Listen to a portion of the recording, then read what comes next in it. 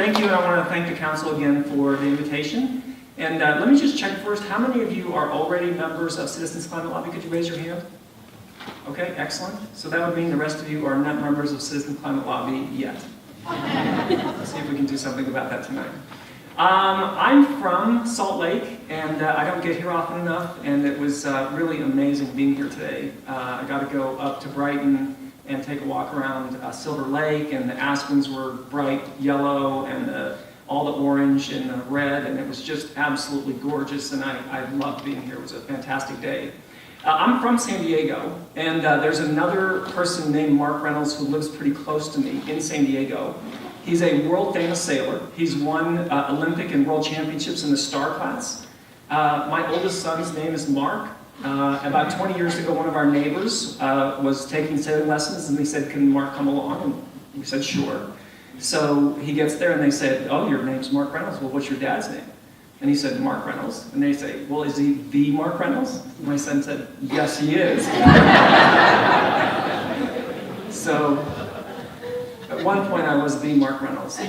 My wife generally refers to me in family situations as him, so I guess I've gone from the Mark Reynolds to a pronoun, but it still works. All right, so Citizens Climate Lobby, as Dave said, is a non-profit grassroots organization committed to creating the political will for a livable world.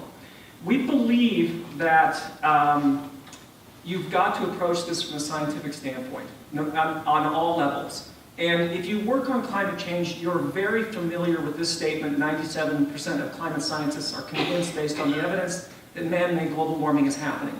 The fact that that is familiar to you and I should not be enough, because the people who study polling the most in this country, the people at the Yale 360 Project, Anthony Leiserowitz in his shop, they say that is the game-changing moment for most people, because most Americans think there's still a scientific debate. There's not. So it's important in our communication that we keep repeating the scientific consensus. The fact that it's familiar to you and I is not enough. We need to make sure it's familiar to enough Americans, and for a lot more Americans, it brings them along when they know that there is overwhelming scientific consensus and that the debate was over a long time ago. You know, we've known that CO2 trapped heat for over 150 years. This isn't something new to us.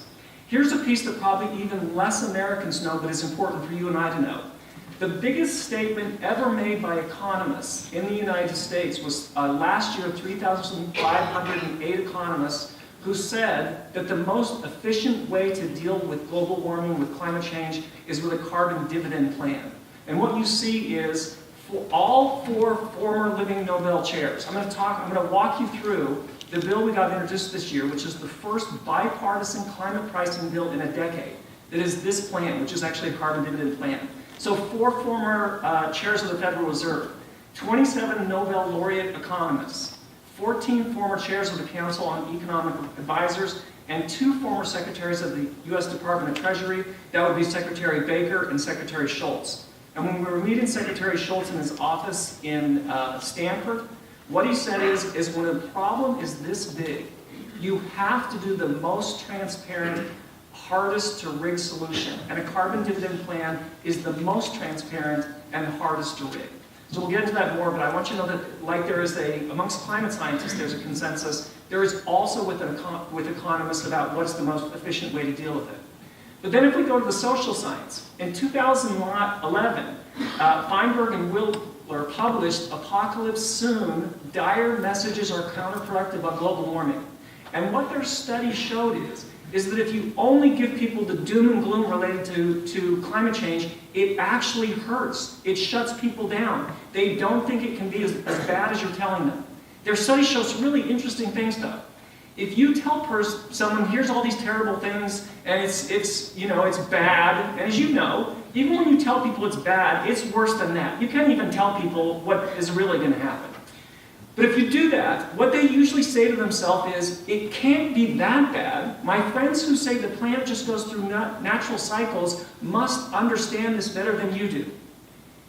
Now, on the other side, though, if you give them the entire doom and gloom, the minute you introduce a solution into the discussion, what that same person says to themselves is, wow, I finally met somebody who understands this.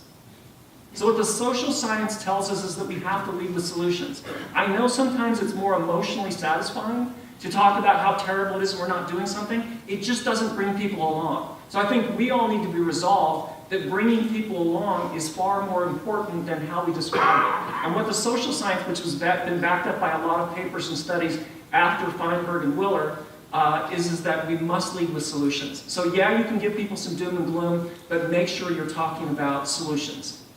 Okay, let's talk about a really, really big solution then. This is the Energy Innovation and Carbon Dividend Act, H.R. 763, which was introduced into the House of Representatives first in the lame duck Congress last year, but then again in January. As I said, it is the first bipartisan climate pricing bill in a decade. It's the most sponsors on a carbon pricing bill ever. It is a very aggressive bill, and let me talk to you a little bit about how it works. It starts with a fee, because economists say, if you want less of something, and you want less of it quickly, the fastest way to get less of something is to make it more expensive. And one of the examples they always point to is cigarette smoking. Over half of Americans used to smoke.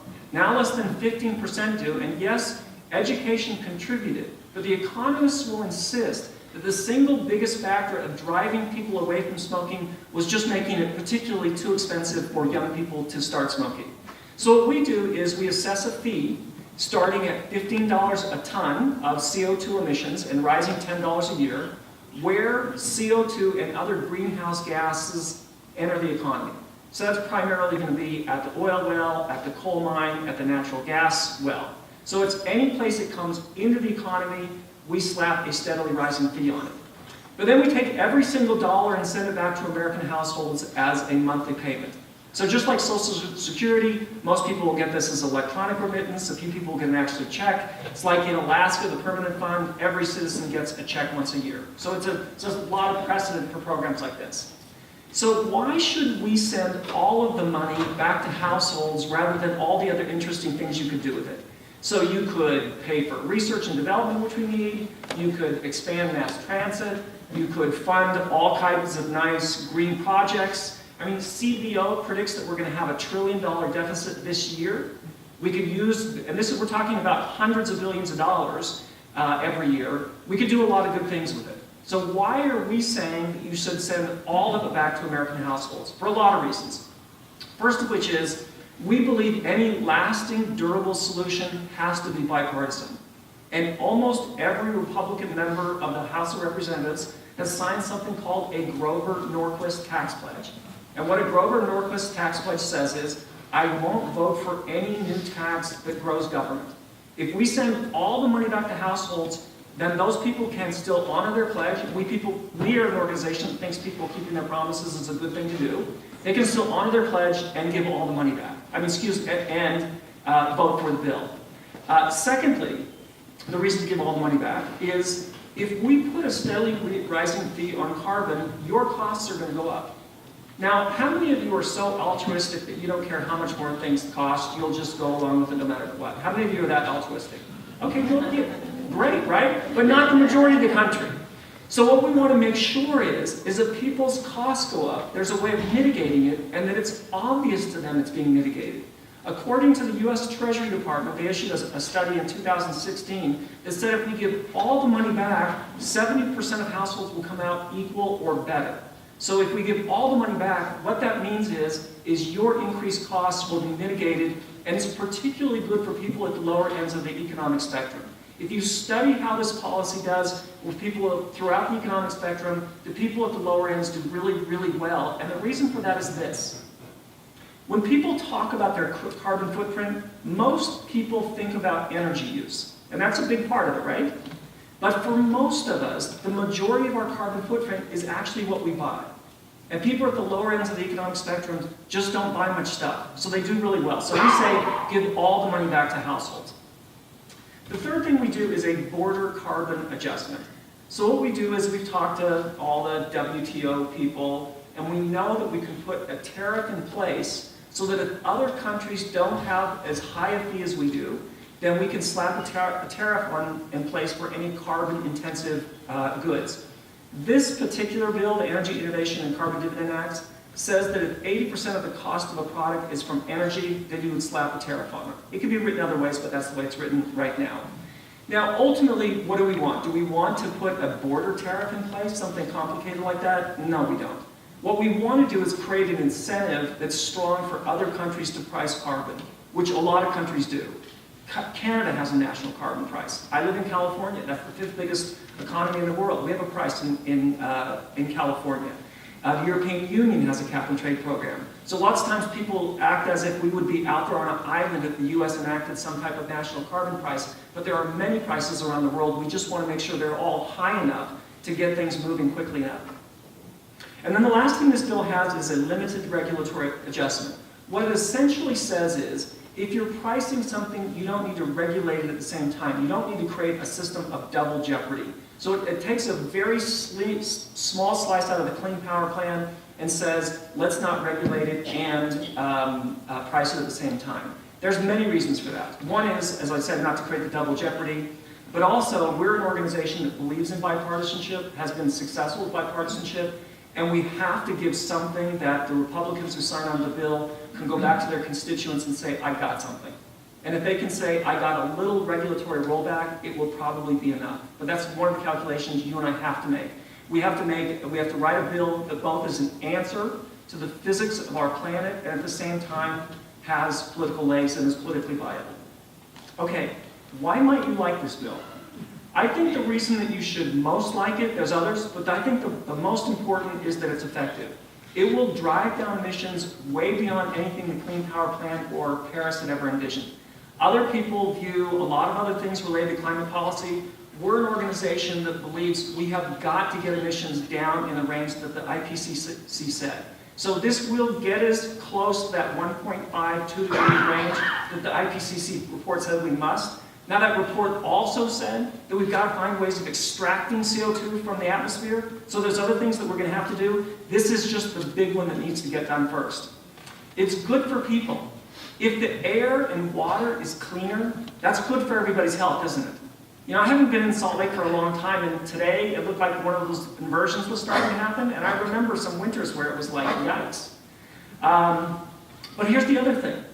If we return the money to American households, you've read the same studies I have, I imagine, or heard the stories that what large percent of American households cannot handle a $400 emergency expense. So if we're putting the money in pockets, not just the people who spend it, but actually are people who could use a little bit more money in their pockets. It does interesting things when you study the impact it has throughout the economy. Obviously, it incentivizes and gets us to a greener economy quicker. But also you see things like a lot more people will go see their physician and dentist. Because there's a lot of people that just can't afford their part of the copay of going to see the physician and the dentist. So actually the healthcare sectors do well under this scenario. It's also overall good for the economy, or at least it should be. You know, we won't know for sure until it happens. But if you're putting hundreds of billions of dollars in the pockets of people who spend it, what do they say? Consumer drive 66–70% of the economy. So you're actually putting a little extra pocket money in the pockets of people who spend it. And one of the things that allows you and I to decide as individuals is how carbon virtuous we want to be. Maybe you want to stretch that check a little bit by not turning your thermostat so high in the winter. Maybe you want to put a sweater on. You know, we have one car that my wife and I share. I fortunately live in a place where I can ride my bike to work. We'd come out really well. But we could also find other ways to be carbon virtuous, and it gives, excuse me, boy, now I went from people to economy and back. Sorry about that. The old mixing my metaphors there.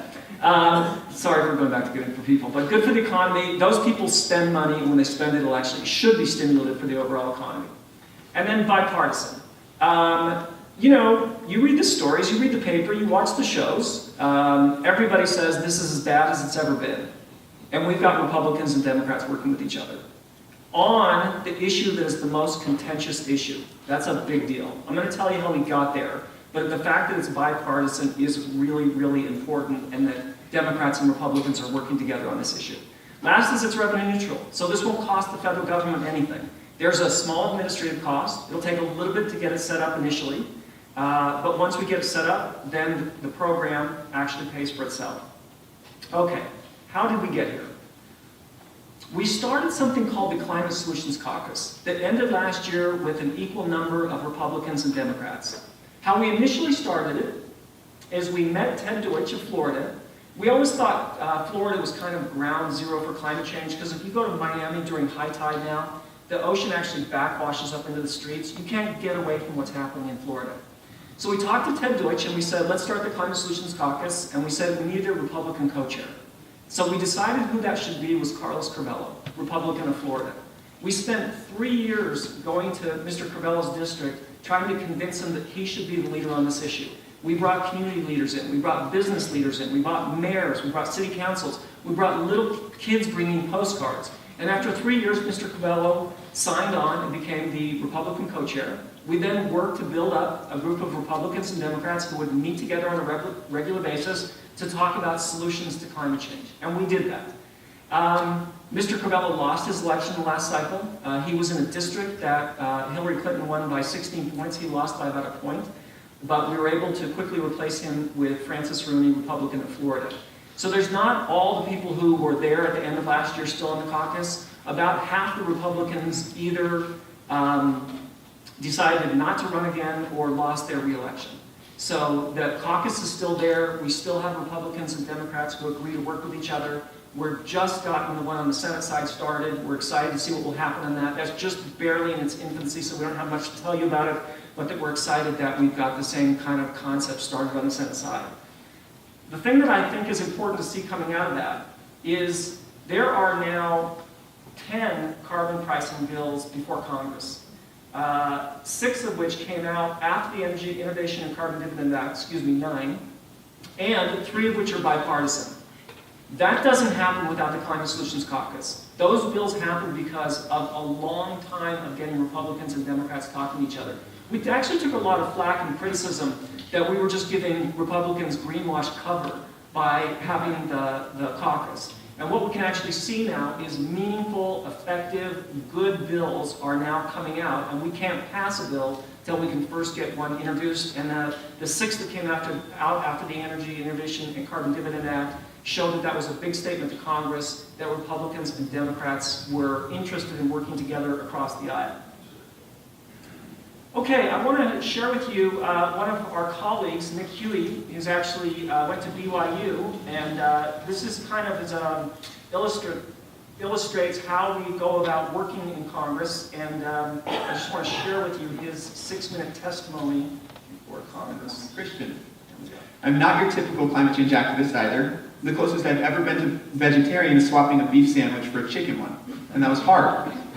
It's not that I hate the planet, I just don't know why I'd bring a squirt gun to a forest fire. I'd rather call the fire department. That is why I'm here. We may be from different parties, but we're from the same planet. So thank you for your time, fellow Earthians.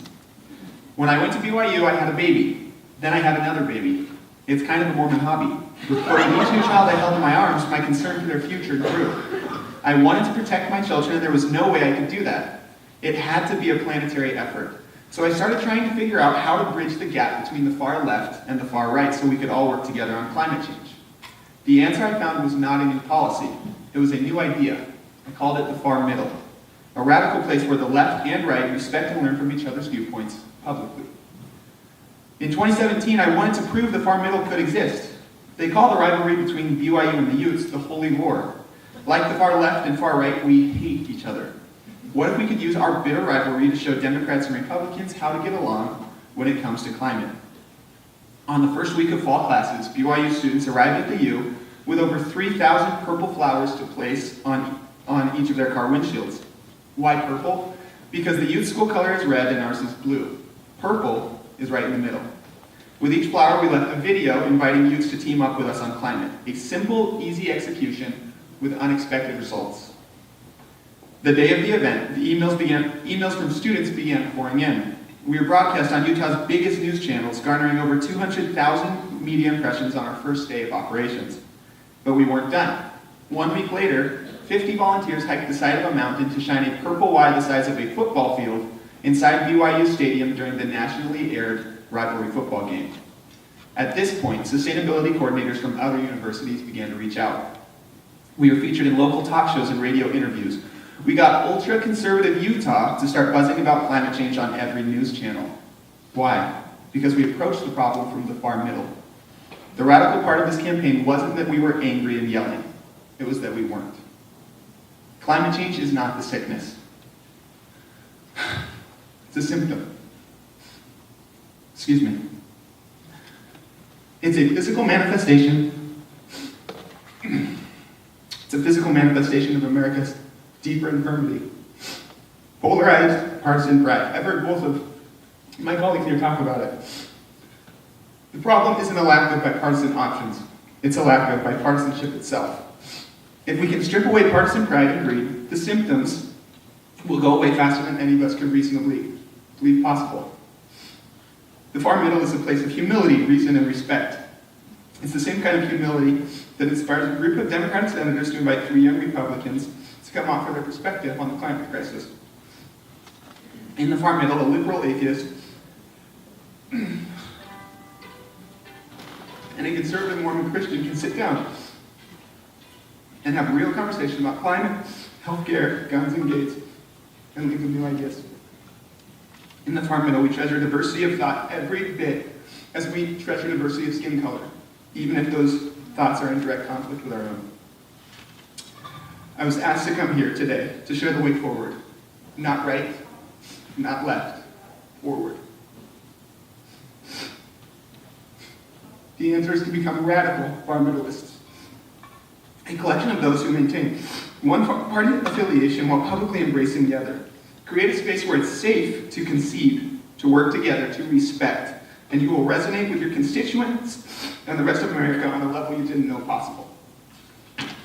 So, and I apologize, the tears have made this last a little bit longer. Take your time. Okay. You're doing great. Thanks.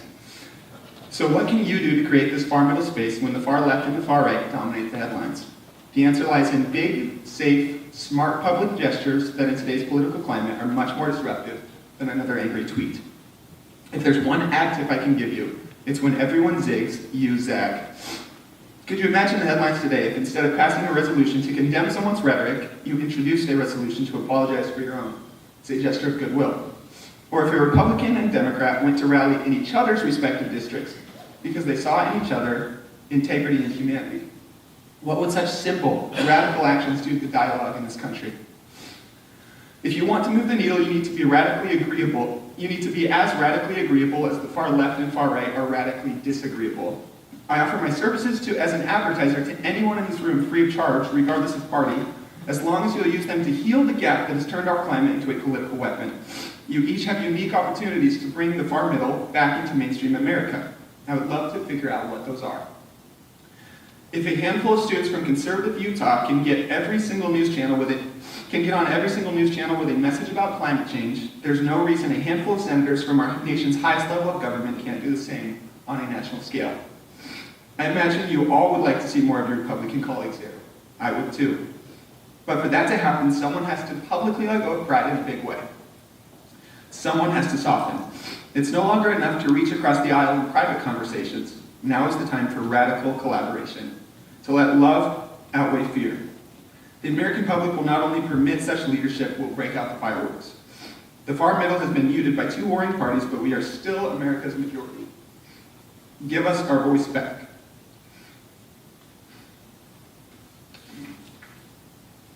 Create the far middle, and climate change will take care of itself. Thank you. So Nick really articulated something that we've been trying to do, which is to find a way to the far middle, to be the ultimate extremist in this political environment. To be a centrist, to be a bipartisan person is really the most extreme position we think you can take right now. So I want to give you just a little bit more background on the organization, then we'll open up to questions. A gentleman named Marshall Saunders founded the organization in 2007. He had spent 20 years before that setting up microcredit loans in third world countries. He's responsible for over a million microcredit loans. So that's when you go to the poorest of the poor people in the world, and you give them very small loans, and they start these businesses that lift themselves up out of poverty. When he realized that climate change was going to undo that, he realized that he needed to throw himself at climate change the way that he'd thrown himself at poverty. The good thing he had going for him is the time that he had been working on poverty, he'd been doing it in partnership with an organization called Results. And results prove something really interesting. What they showed was, if you organize people by congressional district, which what most people don't know is if you live in the district, they have to see you. They have to see you if you live in the district. It's not a law, they just know it. If you then set up a structure of support, so if people did something last month, they'll do something next month, and you actually gave them a way to rehearse talking points, you could get interesting things done. Results went 35 years ago from about a $25 million appropriation for dealing with extreme poverty to over 500 million in 30 years. And it was because they found that there was a very specific way you could organize to be effective with Congress. What Marshall did was said, we need that model in climate change, and that's why I started Citizens Climate Lobby. Now it's really interesting that Marshall did that in 2007. Because in 2009 was the last time we got really close to climate legislation in the US. The House passed a bill called Waxman-Markey, the Senate couldn't find anything, and everybody went home very frustrated. There's a professor at Harvard named Theda Skocpol who wrote over 100-page criticism, and part of her criticism really validated the two things Marshall decided to work on. One is, she said, all of the support for legislation existed inside the Washington Beltway, and it needed to be back home in the district. Marshall concluded the same thing. The second thing her paper said was that if anything you do to mitigate global warming, costs go up for people, so that the revenue needed to go back to households. So you had at the same time Marshall acting on his experience from results, and then a political scientist professor backing that up.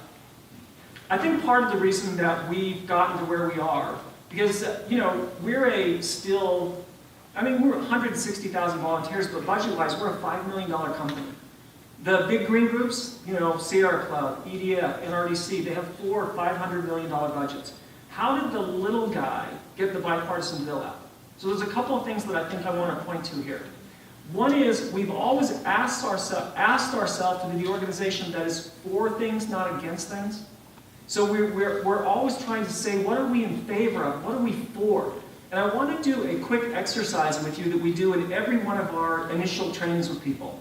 And that is, we ask people to identify something very specific that you love, that has the potential of being jeopardized by climate change, that you want to make sure is around for your grandchildren.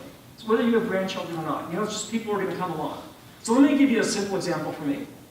I grew up on 2nd Avenue, Virginia Street.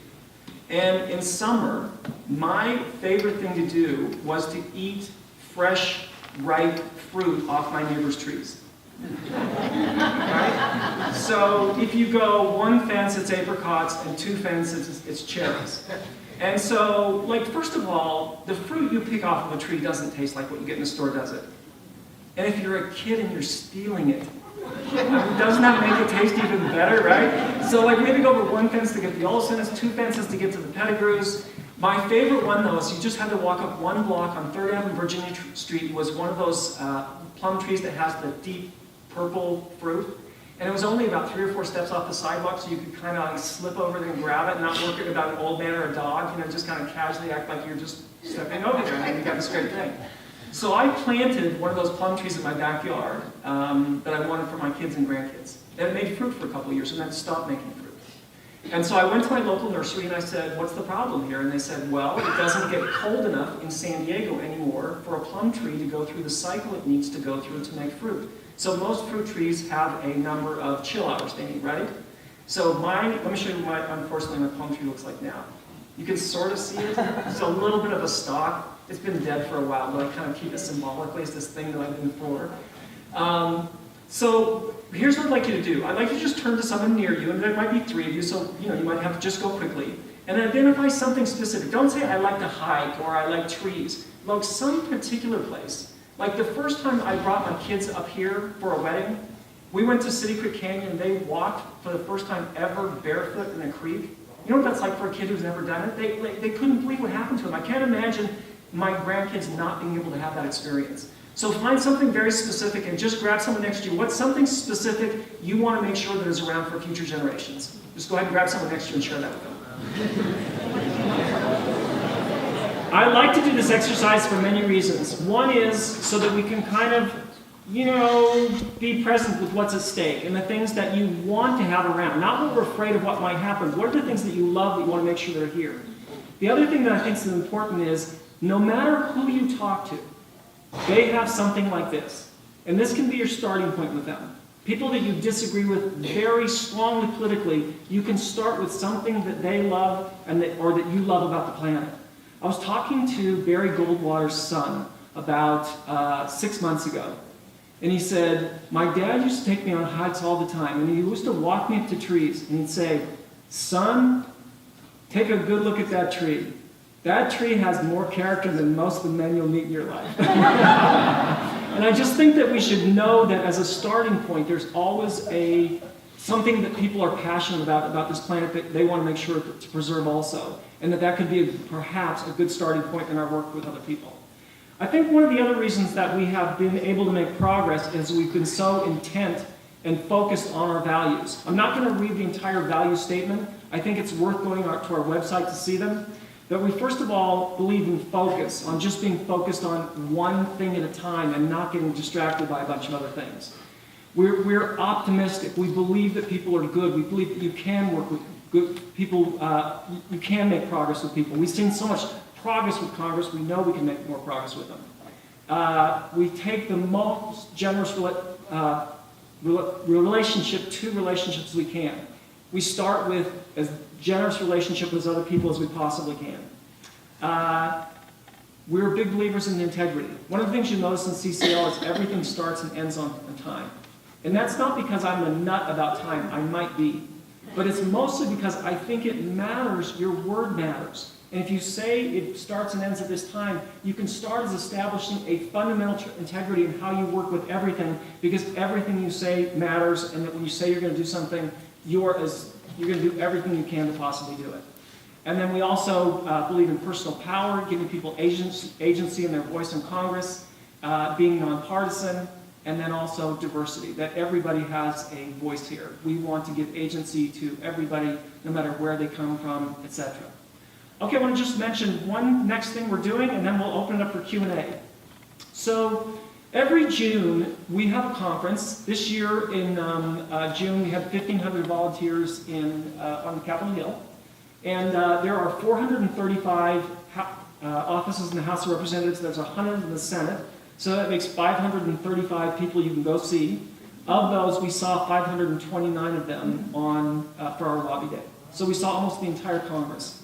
What we do in November is we come back and we go back to the offices and we say, here's what you said matters to you with respect to dealing with climate change.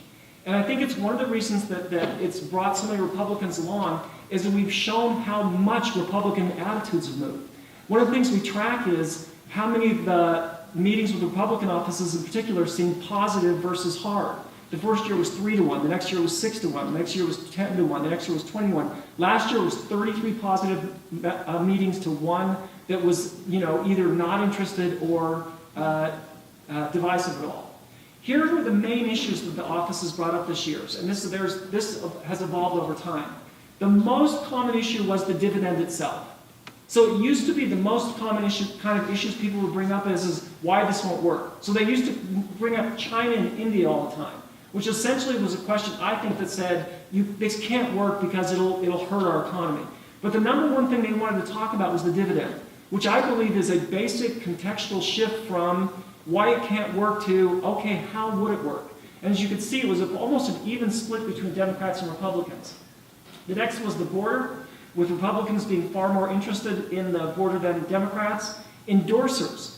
One of the things that your Utah CCLers have done an amazing job is getting key players to endorse the bill. They've got the National Ski Area Association, Protect Our Winners, many ski resorts, many Olympic champions. It makes a big deal in congressional offices when you can get influencers to speak up. Green New Deal, and then this is the one that I really want to point to. A year ago, we started asking congressional offices to make this a bridge, not a wedge issue. So we went in and we said, let's see if we can find a way of having this issue be something that brings people together, not pushes them apart. We only write down in notes what the members of Congress or their staff say. We don't write what we say are the questions we ask. Obviously, what they say are influenced by us being there. But if 20% of Congress is interested in climate change being a bridge, not a wedge issue, I think that's significant by itself. So we'll be back on the Hill in about a month, and we'll be sharing these 10 results and a lot of other ones with Congress, and hopefully we'll be able to move the needle a little bit further this November in Congress. So I'm going to invite Dave back up, and we're going to take questions for a few minutes.